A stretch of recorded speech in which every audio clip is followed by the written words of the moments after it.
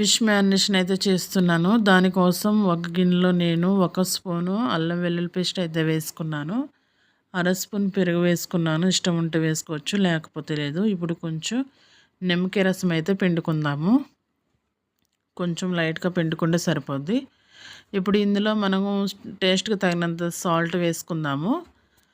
అలాగే ఒక అర స్పూను గరం మసాలా పౌడర్ కూడా వేసుకుందాము. అర స్పూన్ వేసుకోండి, కరెక్ట్గా సరిపోతుంది. ఇప్పుడు 1 స్పూను కారం, అలాగే ఒక స్పూను ధనియాలు జీలకర్ర పౌడర్ కూడా వేసుకుందాము.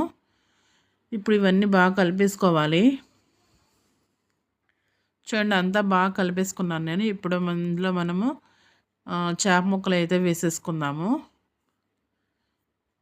చేప ముక్కలు వేసేసుకొని మొత్తం ఈ మసాలా అంతా చేప ముక్కలకి బాగా అయ్యేటట్టు పట్టించుకోవాలి. చూడండి, చేప ముక్కలకి మొత్తం మసాలా అంతా పట్టించేసాను. ఒక పావుగంట పక్కన పెట్టుకుందాం.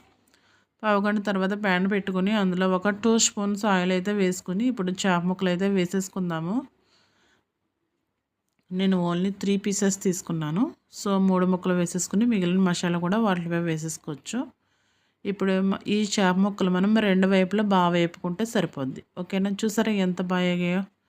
ఎమ్మీగా ఫిష్ ఫ్రై అయితే రెడీ అయిపోయింది. మీరు కూడా ఒకసారి చేసేసుకోండి. ఓకేనా? బాయ్.